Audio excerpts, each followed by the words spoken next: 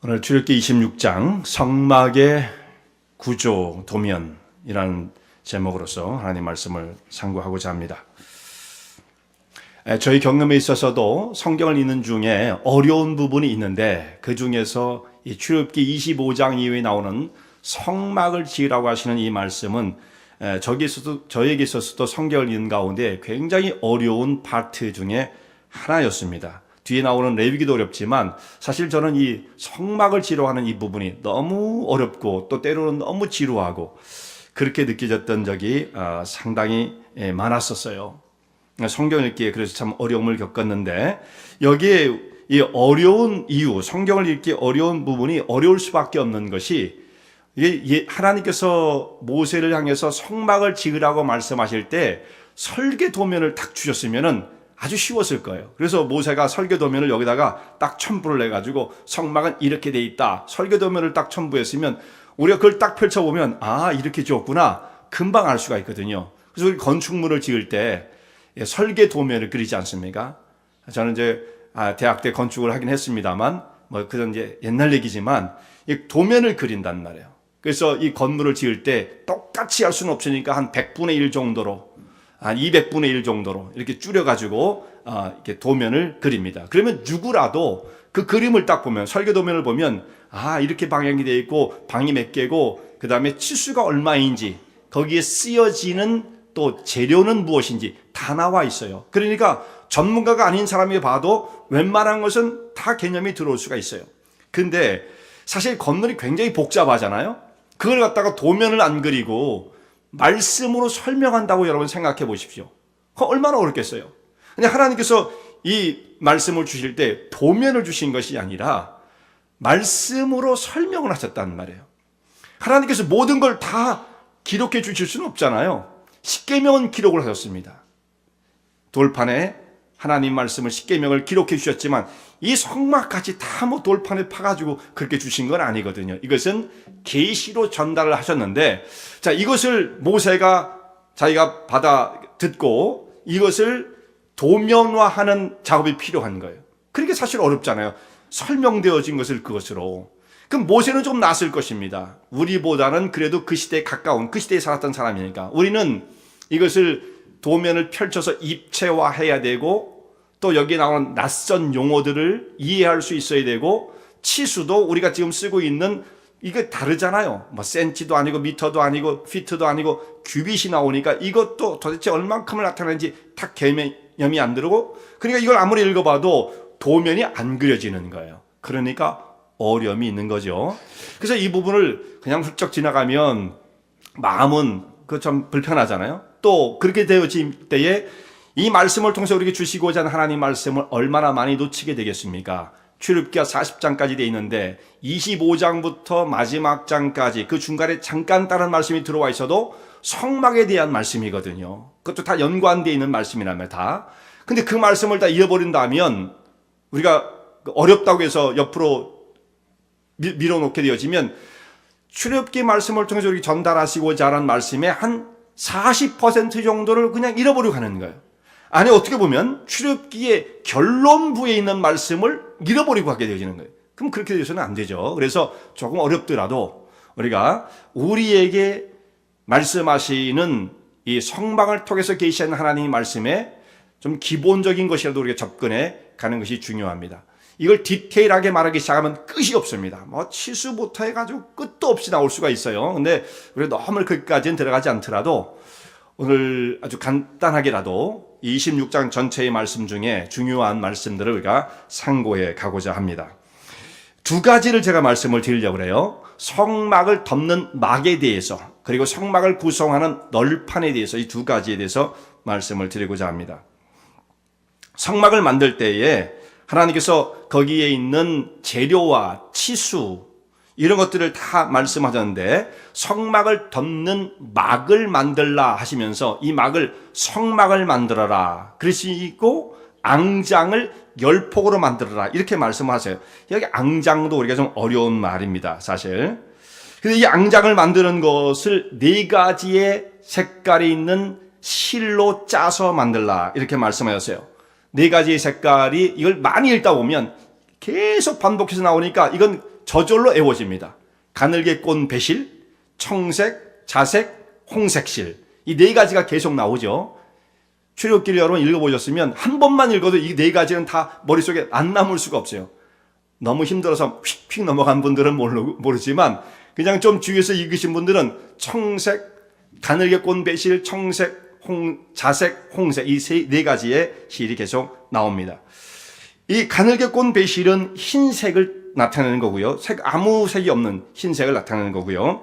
청색, 블루죠. 그리고 자색은 퍼플입니다. 퍼플. 그리고 홍색은 스칼렛, 붉은빛 도는 것이죠. 이 색깔이 있는 실을 이용해서 커튼을 짜는 거예요. 여기 앙장이라고 되어 있는 것이 영어 성경에 보면 커튼으로 되어 있습니다. 그래서 두툼한 천을 짠다 이렇게 생각하시면 이해가 되겠죠. 거기에 이 실들을 조합을 해서 수를 놓는데 그 수가 뭐냐면 앙장에 그룹들을 서놓으라, 수를 놓으라 그랬습니다. 이 그룹은 어디서 나오는 거였습니까? 앞에 보면 속죄소를 만들 때 나오죠. 속죄소에. 이 그룹은 우리가 여기서 보는 독수리 이런 것들이 아니에요. 이것은 이 땅에 있는 어떤 그런 동물의 모습이 아니라 천상적인 하늘에 속한 그런 의미로 이 그룹을 말씀하셨으니까 우리가 지금 상상하는 어떤 다른 어떤 동물에 비교할 수는 없는 것입니다. 그 그룹을 천을 짜서 이 실로 천을 짜서 만들라 이렇게 말씀하셨어요. 자, 이런 것들이 조화를 이루어서 색깔이 아주 화려하게 들어가 있는 천이 짜졌다고 한다면 그것을 바라볼 때 굉장히 화려하게 느껴집니다. 자, 지금 우리는 컬러풀한 시대에 살기 때문에 색깔이 있는 것에 대해서 우리는 별로 큰 감동을 받지 않아요. 어떤 색깔이 있을 때, 저 색깔이 화려하다. 어느 정도 그 정도만 느낄 뿐이지, 감탄 정도는 아닙니다. 색깔을 가지고. 근데 이 당시 사람들, 지금부터 한 3,400년 전이잖아요. 이 사람들은 색깔이라는 걸 찾아보기 힘든 시대에 살았던 사람들이에요. 그러니까 이런 색들이 조화를 이루어서 컬러풀하게 짜여져 있는 그 천을 볼 때 감탄할 수밖에 없습니다. 어떻게 저렇게 멋있게 짰을까? 평상시에는 구경을 못하는 거예요. 거기에 대해 이유를 제가 잠깐 말씀을 드리도록 하겠습니다. 자, 이 천을 짜는 실에 색깔이 여러 가지, 네 가지가 들어갔다고 그랬죠? 이 상징하는 바가 다 있습니다. 첫 번째, 가늘게 꼰 배실은 흰색을 나타내죠. 세마포 옷이 흰 세마포 옷을 입는다고 했을 때 그 흰색, 정결함을 의미하는 색이 흰색이에요. 여기 나와 있는 이 성막의 모습은 이 땅에 장차 임하실 그리스도의 모습을 계시해 주는 말씀이기 때문에 중요한 거거든요. 구원의 의미가 어떻게 진행되어서 오늘 우리에게 구원이 오게 되었고 성도들의 삶은 어떻게 돼야 되는가라는 것을 아주 집약해서 또 그것을 계시로 담아서 이 속에 암시적으로 담아두어서 그것을 하나씩 우리가 깨우쳐갈 때마다 참으로 신비하고 놀라운 것을 발견하게 하심으로써 진리에 이르게 하시는 너무 중요한 말씀이에요. 근데 그 중에 이 흰색은 그리스도의 정결과 거룩을 나타내는 것이다. 의롭고 순결하신 예수님의 성품을 나타내고 있죠. 그 다음에 나오는 것이 청색이에요. 청색, 블루. 이것은요, 우리가 지금 생각할 때 청색은 뭘 나타낼까요? 젊음? 이런 걸 나타낼 수 있을까요? 아니면 생명력? 이렇게. 우리가 생각할 때는 그렇게 생각할지 모르지만, 당시의 청색은 3,500년 전, 3,400년의 청색은 그런 식으로 생각하면 안 됩니다. 이 말씀은 성경에 있는 말씀과 연관을 지어 생각해야 돼요. 이 청색이 언제 등장하냐면, 앞에 지금 여기 26장보다 좀 몇 장 앞으로 가면, 하나님께서 신의 산에 강림을 하시면서 이스라엘 백성들, 특별히 이스라엘 백성의 대표인 모세와 70인 장로들, 그들은 조금 더 위로 올라와 있었었죠. 그들에게 말씀하시는 모습이 나옵니다. 이스라엘 백성들이 지도자들에게 말씀하시는 장면이 나오는데 그때에 하나님께서 신의 산에 강림하신 모습이 어떻게 표현되냐면 하나님께서 신의 산에 임하셨을 때 그 위는 흑암이 가득하고 청옥을 편 것 같다라는 말씀이에요. 청옥을 폈다. 청옥이라는 게 뭐냐면 푸른색 빛이 도는 보석을 의미하는 거거든요. 그게 무슨 뜻이냐면 하나님의 임재하신 모습이 이 땅에 임하시긴 하셨어도 그분은 하나님이시요 절대자이시며 하늘에 속하신 분이시다라는 것을 표현하기 위한 모습으로 청색을 사용하신 거예요. 이 청색은 그러니까 하나님의 신성, 하나님 되심을 표현하는 말씀이다 라는 것입니다. 초월적 속성을 가지신 분, 이걸 나타내기 위해서 청색을 쓰는 거예요. 그렇게 우리가 연관을 지을 수가 있어요. 그 다음에 나오는 이 자색, 이건 뭐냐? 자색은 퍼플이요. 오늘 퍼플 입으신 분이 있으세요? 퍼플. 요즘도 퍼플이 비싼가요? 아침에는 퍼플 입으신 분이 계셨는데, 이 퍼플 색깔이 당시에는 그 염료를 구할 수가 없어요. 지금은 흔한 그냥 우리는 어떤 컬러도 다 구할 수가 있어요. 아무 문제가 없어요. 지금은요. 그렇지만 그 당시에는 이 퍼플 색깔 그 염료를 구한다는 것은 그건 엄청난 일이에요. 그래서 이것은 왕실에서만 썼어요. 임금들만 썼던 겁니다.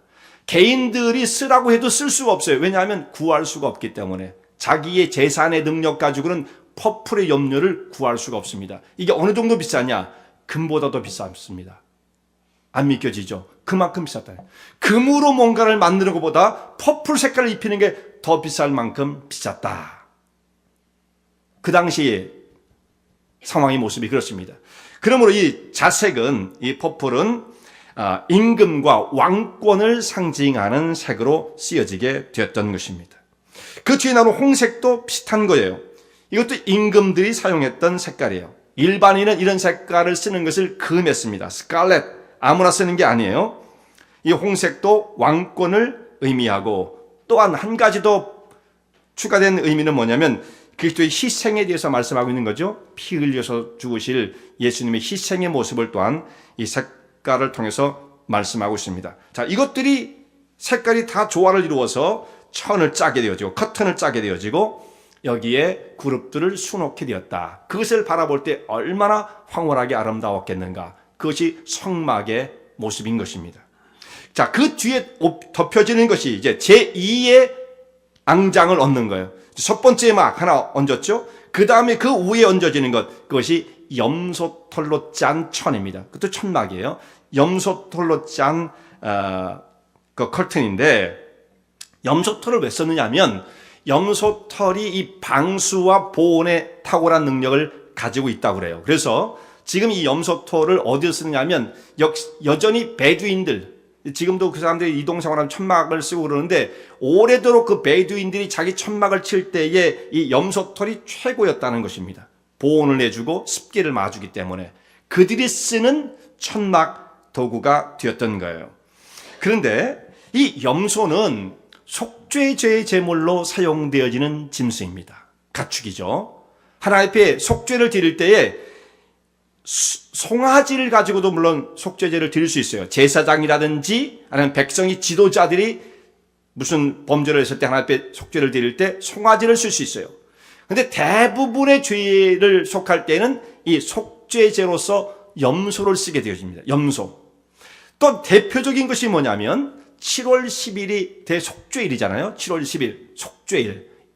우리 미국에서도 그걸 주이시들은 지키잖아요. 염키포 하는데 그날입니다. 속죄일 이날에 염소 2마리를 선택을 하게 되어져요.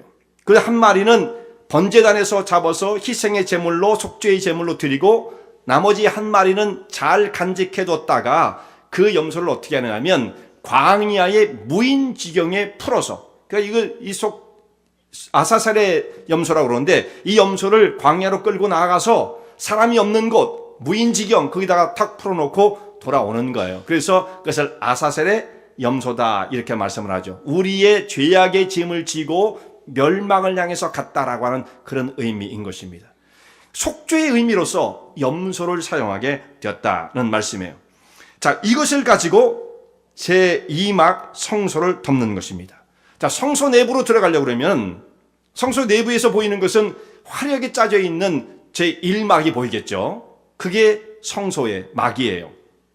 근데 그것을 보기 위해서는 이 염소털로 짠 것을 일단 통과를 해야 됩니다. 그 안으로 들어가면 이렇게 볼 수 있지 않겠습니까? 그러므로 이것은 무엇을 의미하냐면 하나님의 거룩과 영광 앞에 사람이 서기 위해서는 자기의 허물과 죄악이 사함을 받고, 이것이 하나님의 은총에서 구원해 하시는 용서하신 하나님의 그 사유하심을 통해서 우리는 또 어떻게 해야 합니까? 그러기 위해서는 회개해야 되는 거죠. 회개를 통해서 그 염소터를 통과해. 이거 곧 회개를 의미하는 거예요. 사죄의 은총을 의미하는 거예요. 그 가운데를 통과해 들어가서 하나님의 보좌 앞에 설 수 있다라는 것을 말씀하고 있는 것입니다. 자, 세 번째의 막은 붉은 물들인 수양 가죽 덮개가 덮입니다. 이게 한 덮개가 아니에요. 4개를 덮습니다. 첫 번째 아까 털로 짠 그 휘장이 덮여지고 막이죠. 그것을 성소라고 그래요. 그리고 제2막이 염소털로 짠 것이 그 위에 덮이고, 세 번째는 수양에 붉은 물들인 수양 가죽이 덮이게 되어집니다. 붉은 물들인 수양의 가죽은 무엇을 의미합니까? 붉은 물들인 수양 가죽. 수양이 가죽을 내기 위해서는 엄청난 수양이 죽어야만 했겠죠. 그리고 거기에 붉은 물이 들어져 있습니다. 희생을 의미하는 거예요. 곧 그리스도의 속죄의 희생의 죽음을 상징하고 있는 것입니다. 이 성막을 보면 그래서 예수님의 사역과 구원의 역사가 어떻게 이루어질 것인가를 이 성막을 통해서 아주 깊은 암시, 계시를 주고 있는 것입니다. 그리스도의 사역이, 희생의 제사가 여기에 고스란히 담겨 있는 거죠. 마지막 제4막, 제일 바깥에 덮여지는 것은 해달의 가죽입니다. 우리가 이 말씀을 읽었죠. 수양의 가죽, 그 다음에 해달의 가죽을 덮으라, 이렇게 되어 있어요. 해달의 가죽은 무엇을 의미하느냐? 바다의 사자 내지는 물개로 보고 있어요. 물개하고 바다 사자를 보면 여러분 우리가 보면 거무칙칙한 색깔을 띤 그 바다에서 노는 물개들 있지 않습니까? 바다 사자. 이것을 성경에서 해달로 표현한 것으로 보입니다. 이것을 사막 한가운데서 구하기는 굉장히 힘들었겠죠. 이것은 이집트에서 애굽에서 출애굽을 할 때 그때 들고 나온 아주 큰 재산 목록 중에 중요한 것이었다고 생각합니다. 이것들을 다 모아서 성막을 덮는 최종적인 마지막 막으로 사용을 하게 되어집니다. 이것은 겉으로 보면 색깔도 거무칙칙하고 재질도 이게 부드러운 게 아니잖아요. 아주 거칠기 그지없는 거죠. 그런 것입니다. 겉으로 볼 때는 아름다운 것이 전혀 없는 것이에요. 그러나 이 해달의 가죽은 이 사막의 한복판에서 성막을 쳐놨을 때 뜨거운 햇빛과 모래바람과 또 때로는 비바람, 사막이라고 비가 전혀 안 내리는 건 아니죠. 때로는 이슬이 내리고 서리가 내리고 비바람이 칠 때도 있어요. 사막이라고 전혀 비가 안 오는 건 아닙니다. 그리고 뜨거운 모래바람, 이것을 다 막아내기에 아주 터프한 재질이 필요했는데 해달의 가죽만큼 좋은 것이 없었다라는 것입니다. 그래서 이것을 억센 재질을 가진 해달의 가죽으로 마지막 최종적인 막을 덮게 되어집니다. 그러면 밖에서 보이는 것은 뭐예요? 해달의 가죽만 보이는 거죠. 성막을 보면 사람들은 그 안으로 내부로 아무나 들어가는 것도 아니니까 밖에서 보면 해달의 가죽밖에 보이지 않는 것입니다. 이사야서 53장에 있는 말씀 보면 하나님 아들 예수님의 모습을 어떻게 표현합니까? 지난번에도 한번 말씀을 드린 바가 있어요. 그는 마른 땅에서 나온 줄기 같아서 고운 모양도 없고 풍채도 없은즉 우리 보기에 흠모할 만한 아름다운 것이 없도다. 이 모습을 예수님의 겉모습을 보고 매력적인 것이 없었다라고 하는 말씀이죠. 겉으로 보고 예수님이 어떤 모습이 더 매력적이어서 예수님이 제자가 되고 싶어요. 그런 사람은 없는 거예요. 그런 건 아닙니다. 겉으로는 흠모할 만한 아름다운 것이 없도다. 당연하지 않겠어요? 나사렛 목수의 그런 출신의 나사렛에서 선한 것이 날 수 없는, 원래 예수님 나신 것도 말이에요, 말구 위에서. 그 예수님은 이렇게 처음부터 화려한 분이 아니었죠. 겉모습은 화려한 것이 전혀 없는 분이었다라는 말씀입니다. 겉모양은 흠모할 만한 것이 없지만 그 속이 중요한 거예요. 예수님 어떤 분이신가, 그 본질적인 본성이 중요한 거죠. 겉모습이 중요한 건 아니에요. 교회도 여러분 마찬가지입니다. 교회가 겉으로 화려하면 그건 곤란해요, 사실. 겉으로 너무 화려하게 무슨 세상의 어떤 건물도 비교할 수 없을 만큼 하나님의 것이니까 그렇게 잘 지어야 된다고 그렇게 또 얘기하는 분들도 있긴 있는데 그건 별로 성경적이진 것 같지 않아요. 겉모습은 그렇게 화려할 필요가 없습니다. 그러나 그 안으로 일단 내부로 들어오면 화려할 수밖에 없어요. 왜 그러냐? 그러니까 내부의 시설은 잘해야 되나 그런 뜻도 아니에요. 우리 교회는 참 내부 시설도 별거 없어요. 어떤 분들이 유튜브를 보면서 뒤에 왜 허영계 나오냐고, 뒤에 허영계 잘 이해가 안 간대요. 그래서 나중에 와서 보더니 그냥 모두 이걸 뭐라고 그러죠? 드라이월이구만. 드라이월이구만 그러더라고요. 그러니까 굉장히 싼 거죠, 우리는요. 네, 드라이월이에요. 여기 드라이월 쓰는 그런 데는 별로 없을 것 같아요. 그래도 좀 이렇게 다른 걸 할 텐데. 그래서 뭐 안에 겉도 소박하고 안도 소박하게 해도 상관없다. 안은 화려해야 된다. 무엇 때문에 화려하냐면 내부 장식이 화려하기 때문에 화려한 것은 아니에요. 하나님의 영광과 거룩이 가득한 곳이 되었기 때문에 주님의 은혜로 말미암아 화려한 것이지 사람이 어떤 기술적인 것으로 화려해지는 것은 아니에요. 그러니까 하나님의 교회가 바로 그와 같아야 된다. 겉은 별것이 없어도 안에 아름다운 빛을 띠는 곳, 그것이 하나님의 교회야죠. 성소가 바로 그와 같았습니다. 겉은 칙칙했어요. 볼 것이 없었어요. 좀 이상해 보였어요. 어이구 좀 가까이 가기 좀 그렇다 할 정도로 보였을 것입니다. 근데 일단 내부로 들어오면 그 안에 어떻게 해서 다 금으로 쌓여져 있었죠. 그리고 그 천정을 봤을 때 화려한, 세상에 어떤 곳에도 보기 힘든 화려한 색깔로 수가 놓여져 있는 그 성소의 내부를 보게 되었던 것입니다. 우리의 겉사람의 모습은 후피할 수밖에 없어요. 이거 세월 가니까 누구도 막을 수가 없어요. 제가 자꾸 좀 나이 든다 그러니까 여러분들 듣기 좀 싫어하시더라고요. 예. 그렇지 않습니까? 근데 나이가 들어가요. 겉사람은 후피할 수밖에 없어요. 건강도 옛날 같지 않고 다 그렇게 되어집니다. 그런데 그런 것과 더불어서 속에 있는 모습도 똑같이 그렇게 후패해져 간다고 한다면 참 너무나 소망이 없는 것입니다.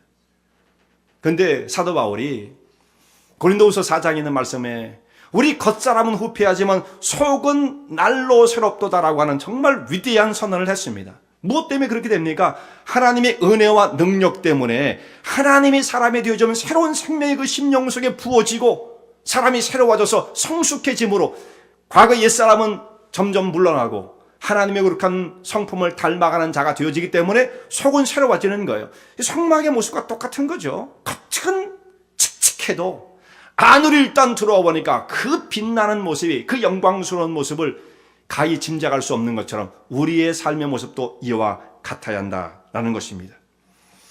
그리스도의 교회가 이와 같아야죠. 세상에서는 교회가 뭐 하는 데인지 잘 몰라요, 사실상. 저 사람들 모여가지고 뭐 하는지 잘 모르겠어. 자기들끼리 모여가지고. 교회에 대해서 모를 때는 세상 사람들이 교회를 그렇게 긍정적으로 보지 않습니다. 당연한 거예요. 뭐가 뭔지도 모르는데 겉으로 드러나는 게 화려할 필요가 없는 것입니다, 사실상.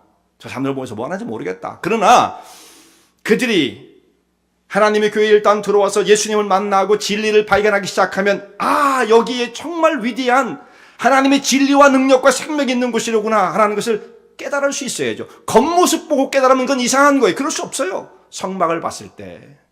네, 이미 일단 하나님의 교회로 들어와서 그 영혼이 그리스도의 복음에 접촉되어서 영혼이 변화되어지고 깨우치기 시작하면 거기 들어올 때 그냥 들어오는 게 아니잖아요. 다 거쳐서 들어올 수밖에 없잖아요. 그래서 영혼이 깨우쳐지면 하나님의 영광스러운 빛을 보게 되어지는 것입니다.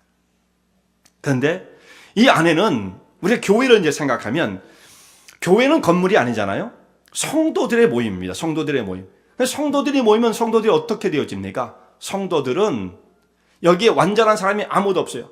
다 과거에 우리의 어떤 과거의 허물이 있고 세상적인 모습이 있고 이런 사람들이 모이다 보니까 교회는 절대로 완전할 수가 없어요. 허물이 많고 문제가 있고 내 마음에 안 드는 것들이 교회는 있을 수밖에 없는 것입니다. 구원을 받았어도 완전하지 않아요. 그런데 여기 중요한 비밀이 있습니다. 그래서 그러기 때문에 그런 사람들이 모여있기 때문에 성막이 꼭 필요한 거예요. 왜 그러냐면 하나님께서 성막을 말씀하실 때 언제 말씀하십니까? 출애굽기 25장이잖아요. 그때부터 말씀하세요. 그 앞부분으로 가면 어떻게 됩니까? 이들을 일단 애굽에서 구원해 내시고 광야로 이끌어내신 다음 어느 정도 훈련을 거치게 하신 다음에 십계명을 주시죠. 십계명 전에 이제 그들과 언약을 맺으십니다. 너희가 내 말을 잘 듣고 내 언약 가운데 거하면 너희는 내 백성이 되고 나는 너희 하나님이 될 것이다. 이렇게 말씀하시잖아요. 그러면서 너희가 지켜야 할, 준수해야 할 말씀, 하나님 말씀, 십계명을 주시고 또 율법의 말씀을 주십니다. 그리고 난 다음에 그 말씀을 하실 때는 시내산에서 정말 무서운 모습으로 백성들이 감히 시내산을 쳐다도 볼 수 없을 만큼 무서워서 하나님 우리에게 말씀하지 마세요. 모세에게 말씀하세요. 우리한테 안 해줘도 됩니다. 백성들이 그렇게 소리를 질렀습니다. 그때 하나님께서 너희가 말하는 것이 옳도다. 하나님께서 하시는 말씀을 백성들이 정말 감당할 수가 없거든요. 그래서 모세에게 이제 그 말씀을 전달하게 하고 모세가 그걸 받아서 백성들에게 이제 전하게 되어지는데, 그 다음에 하신 말씀이 이 성막을 지으라는 말씀이었어요. 하나님 백성으로 구원을 받았고 언약의 백성으로 부름을 받았음에도 불구하고 우리의 삶은 완전하지 않습니다. 문제투성이에요. 얼마나 변했겠습니까? 그러므로 이 성막을 통해서 하나님께서 그들 가운데 임재해 계시면서 그 성막으로 하나님의 백성들을 부르시고 초청하시는 거예요. 나와 함께 하자. 나와 함께 교제하자. 내게 나와 말씀을 듣고 경배를 하고 영적인 교제를 나누자라고 성막 그 자리로 하나님 백성들을 초청하시는 겁니다. 주님과의 깊은 영적인 만남을 통해서 우리는 어떻게 되겠어요? 거룩한 분을 가까이 하면 할수록 사람은 변화되어지게 되어지죠. 세상적인 것을 자꾸 가까이 하게 되어지면 세상적인 사람이 되어지는 거예요. 우리는 세상적인, 가까이 할 것도 없어요. 그냥 원래 우리는 거기에 속했던 사람들이죠. 연습하고 노력할 것도 없어요. 원래 우리는 거기에 속했던 사람들이에요. 근데 이런 사람들이 하나님을 가까이 하고 주님과 영적인 깊은 사귐을 가지면서 심령이 변화를 겪어가는 것입니다. 성장을 이루는 거예요. 그러니까 속사람이 변화되어지는 거죠.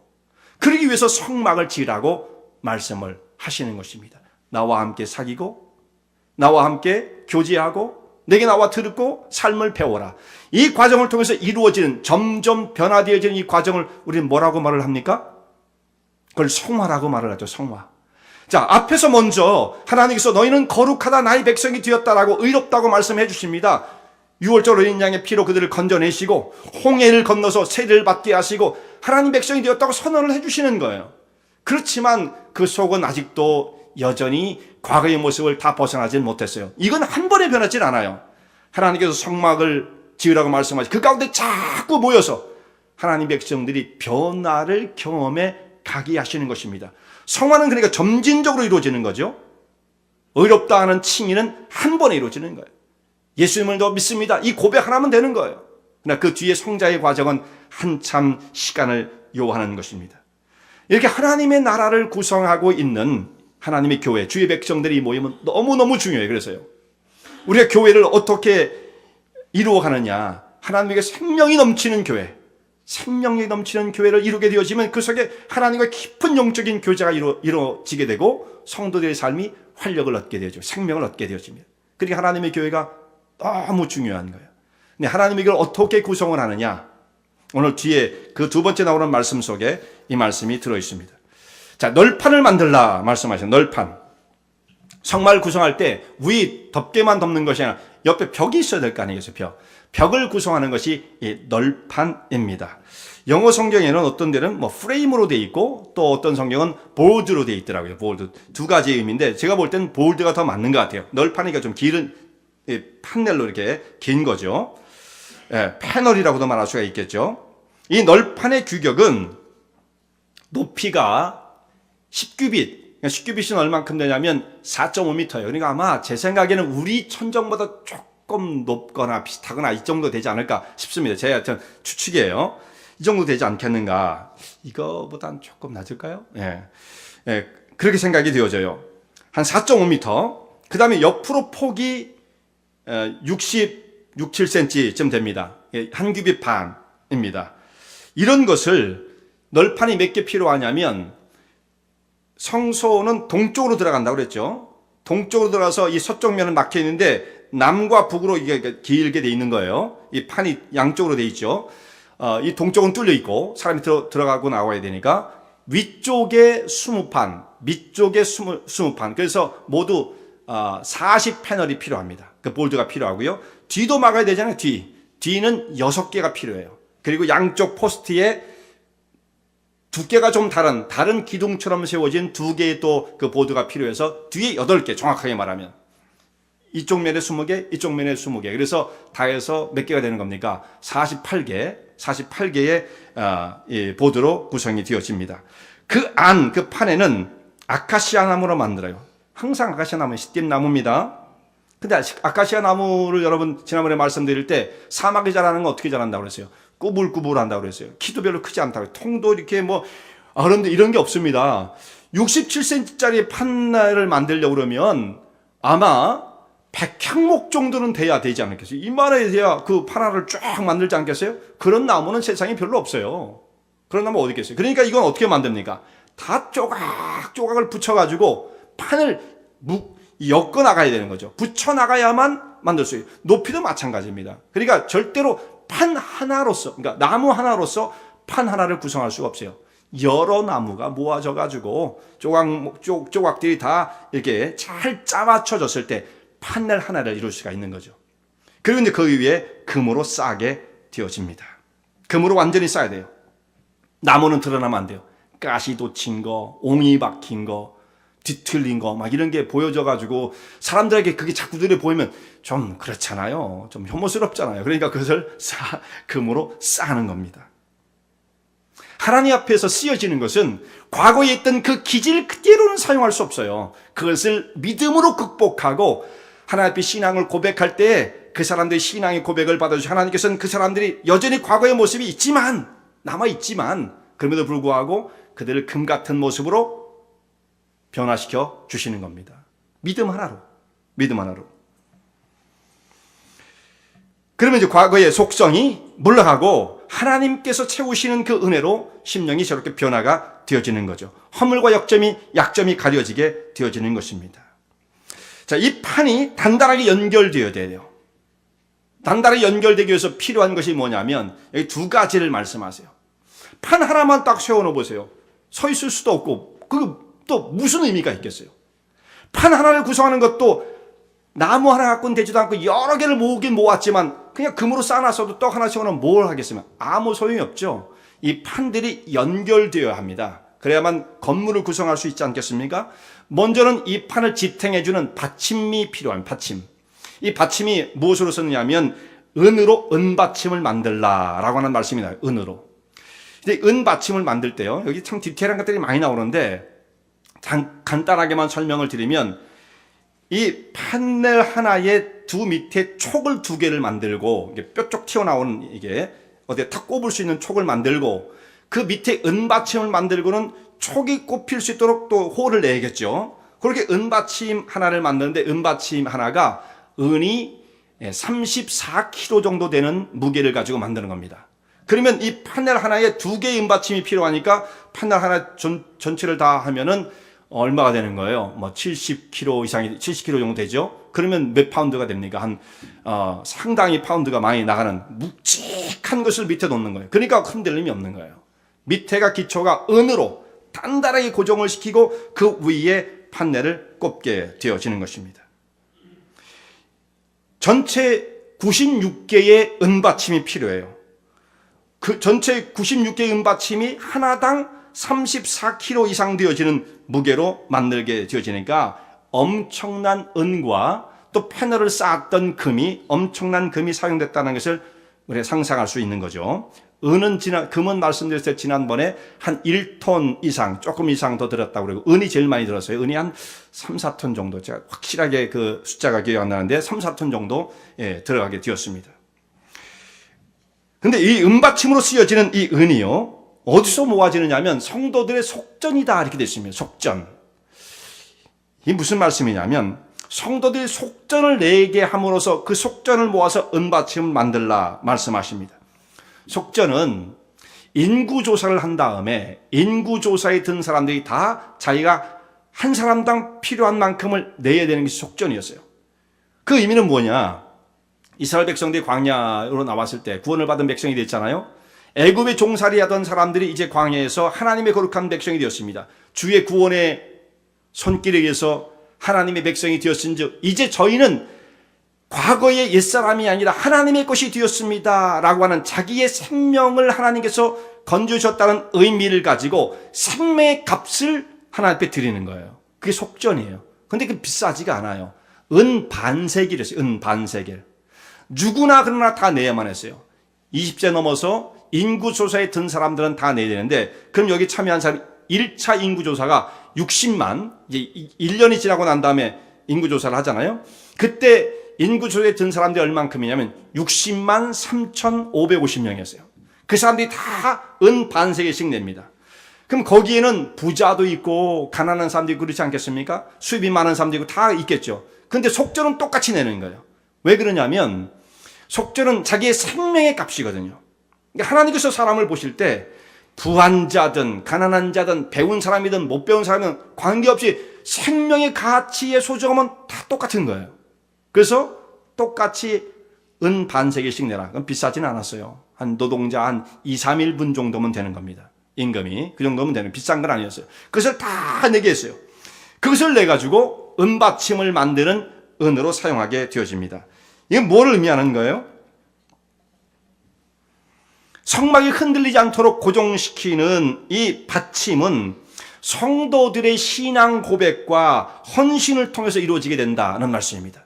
하나님의 교회가 기초가 튼튼해야 되는데 그것이 흔들림이 없기 위해서는 온 성도들이 하나님의 구원을 정말 분명히 고백할 수 있는 백성들이 되어야 되고, 그것 때문에 또한 헌신이 이루어져야 돼요. 알긴 알아요, 나 구원받은 건 알아요. 그리고 말하면 아무 소용없어요. 헌신에 참여해야 합니다. 그것이 기초가 되어서 이 성막이 흔들림이 없는 기초를 이루게 되어지는 것입니다. 성막의 널판들을 이 밑판에 은받침에 딱 끼우고 그것만 하는 것이 아니라 판넬과 판넬의 보드가 연결되어야 되지 않겠습니까? 그래서 이것을 쭉 연결을 하는데 어떻게 연결을 하느냐면 5줄을 냅니다. 그러니까 꽤 판넬이 높지 않았습니까? 그것을 5등분을 해가지고 5줄로 줄을 여기서부터 끝까지 연결을 시켜서 5줄로 단단하게 서로 묶여지도록 띠를 두르게 되어 있습니다. 그러니까 이 판넬이 2중 3중으로 딱 짜지게 되어지는 거죠. 성막에 광야에서 천막을 쳤다고 그래가지고 천막이 펄럭펄럭 거려가지고 참 그거 별것 아니었나 보다 이렇게 생각할지 모르지만, 생각해보면 이 말씀을 쭉 생각하면 굉장히 견고하게 지었다는 것을 깨닫게 되었습니다. 은받침에 금으로 대단하죠. 네 겹으로 덮은 막을 세우고 굉장히 견고하게 벽돌진 못지않게 단단하게 지었다는 것은 분명한 사실이에요. 그래서 광야를 지나면서도 어떤 기후를 만나도 또 비바람을 만나도 광야의 뜨거운 햇빛도 다 견뎌낼 수 있게 했던 것입니다. 성막 안으로 들어가면 온 벽면은 금으로 보여지고 천장에는 그 화려한 수놓은 막을 보게 되어집니다. 성도들의 연합을 통해서 이루어지게 되는 하나님의 교회가 어떻게 이렇게 단단하게 세워지고 하나님의 이루시고자 하시는 그 성막의 모습처럼 하나님의 교회가 그렇게 구성될 수 있을 것인가? 오늘 이 원리를 잘 따라가야 돼요, 우리가요. 성막의 널판이 하나씩 따로따로 떨어져 있으면 아무런 가치를 발휘하지 못합니다. 아무 소용이 없어요. 성도의 모습은 원래 참 우리가 받아들이든 안 받아들이든 계속해서 말씀하지만 조각목과 같은 그런 자의 모습이었습니다. 그런데 그것이 신앙 고백을 통해서 금같이 쌓아지고 변화가 되었어요. 그렇게 하나님은 인정해 주십니다. 그런데 그렇게 변화되었다 할지라도, 여기서 중요해요. 그렇게 변화되었다고 하는 인정을 받는다 할지라도 그것만 갖고는 안 돼요. 연합을 이루지 못하면 소용이 없어요. 자, 우리가 정말 신중하게 받아들일 것이 이 부분입니다. 나름대로 내 신앙은 괜찮아요. 나는 개인적으로 하나님을 잘 믿어요. 아무리 이렇게 해도 연합을 이루지 못하는 사람들은 그건 자기의 그 모습 가지고서는 아무것도 할 수가 없어요. 본인이 아무리 고상한 신앙적인 인격을 지금 소유하고 엄청난 충만함을 자기가 소유하고 있다 할지라도 그것만 갖고는 아무 소용이 없어요. 널판 하나 금으로 번쩍번쩍 하다고 그게 다 합니다. 그걸 가지고 뭐를 하겠어요? 이것이 서로 연결되어질 때 은받침 위에 딱 이스라엘 그 자리에 세워지고 다른 파넬들과 함께 연결되어질 때 비로소 성막을 이루게 되어지는 거죠. 그러니까 옆에 있는 사람이 너무 중요한 거예요. 옆에 있는 사람과 연합을 이루지 못하면 그 사람은 아무런 가치도 발휘할 수가 없는 것입니다. 여기에 5개의 띠로 쫙 돌렸다고 그러잖아요. 은받침도 중요하지만 5개의 띠가 돌아가는데 그 중간에 있는 띠는 뭐냐면, 그 중간에 있는 띠는 가운데 이 판넬들을 관통해서 이쪽부터 저 끝까지 연결을 하라고 말씀하셨어요. 참 여기 말씀에 중대한 의미가 있다고 생각해요. 나무 판넬이 있는데 여기서부터 그걸 쫙 뚫어가지고 저 끝까지 한 기둥으로, 물론 여러 가지 나무가 쓰여졌겠지만 그걸 금으로 다 입혀서 관통을 시키라 라고 말씀을 하고 있는 것입니다. 이게 중간에 놓여있는 띠예요. 이게 띠 하나만 딱 돌아도 정말 뭐 얼마나 견고하겠습니까?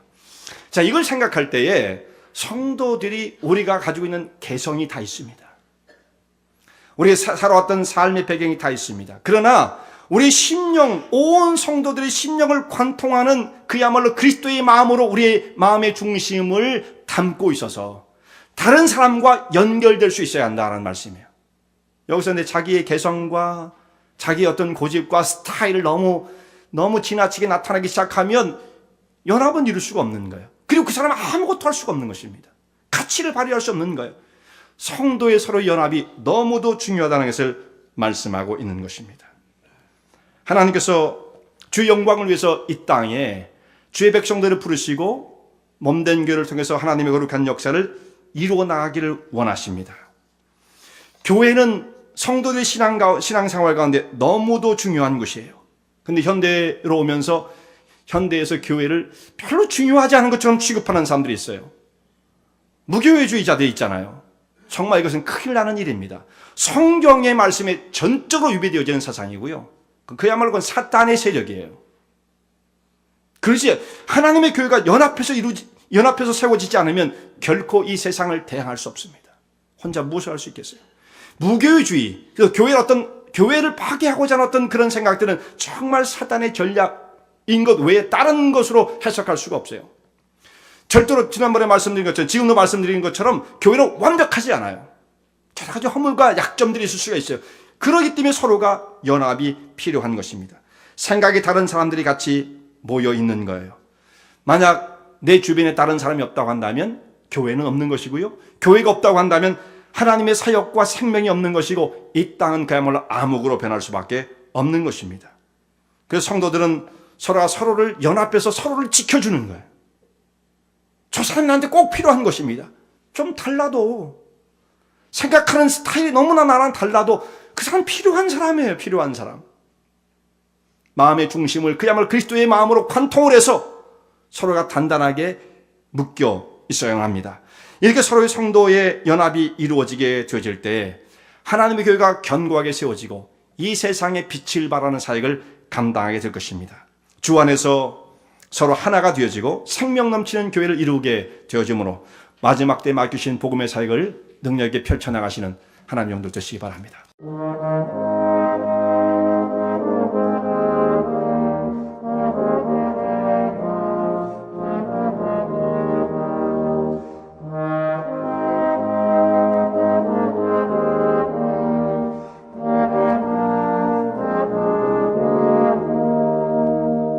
이 설교 말씀을 듣고 신앙 상담을 원하시는 분들은 847-962-4412번으로 전화 주시기 바라며 은혜와 진리 장로교회는 230 US 하이웨이 45번 인디언 크릭 일리노이 60061에 위치하고 있습니다. 주일 1부 예배가 아침 8시, 2부 예배가 11시에 있으며 새벽 기도가 매주 화요일부터 토요일까지 오전 6시에 있습니다.